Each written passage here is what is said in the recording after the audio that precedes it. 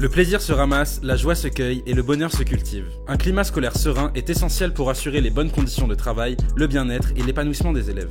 La ville de Saint-Denis, plus grande commune des Outre-mer, s'engage à offrir les mêmes chances à tous à travers une politique éducative ambitieuse. 464 millions d'euros ont été investis depuis 12 ans en faveur des petits Dionysiens. Cette année, le projet L'école du bonheur marque une étape majeure pour garantir aux enfants un développement personnel dans la bienveillance. Conscient que l'épanouissement de nos enfants passe par l'appropriation de l'école et de ses outils, la ville de Saint-Denis a élaboré avec les enfants du chef-lieu des agendas et des cahiers de texte qui seront distribués à tous gratuitement dès ce mardi 24 août.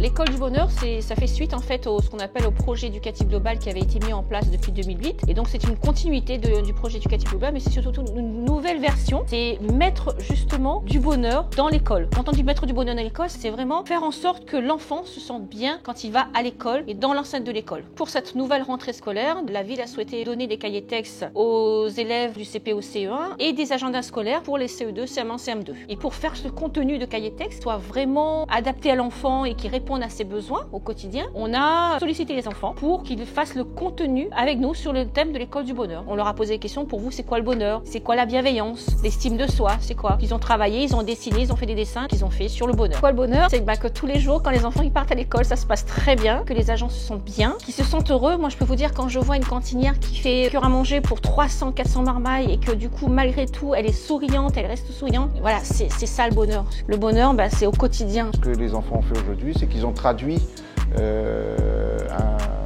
un état d'esprit sur un papier à travers un dessin qui exprime la notion de bonheur, qui est une notion difficile à évaluer, à maîtriser. Mais pour un enfant, je pense que quand vous lui parlez de son bien-être, il va vous dire exactement à quoi cela correspond. Et je trouvais ce passage de l'abstrait, de l'abstraction vers la matérialisation sur une feuille, j'ai trouvé ça extraordinaire. Et on a été stupéfait de la créativité des élèves et de la traduction qu'ils ont pu avoir de certaines notions. Je trouvais ça très artistique. Chez un enfant, il est essentiel de prendre en considération ce qu'il est, ce qu'il ressent, pour savoir où on veut aller avec lui, quelles sont ses motivations. On ne doit pas avoir une pédagogie qui descendante, qui l'harasse, le fatigue, et on doit partir de ce qu'il est, son histoire, son être, son vécu, et l'amener vers la réussite.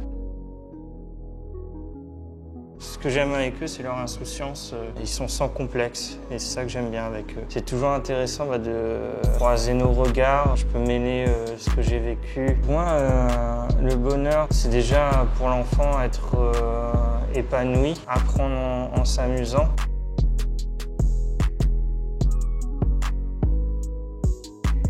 Pour moi, le bonheur, c'est être bien dans sa tête, être bien dans son corps. Il y a dans la vie beaucoup de petits bonheurs dans une journée. Rencontrer quelqu'un, aider quelqu'un, tout ça c'est le bonheur.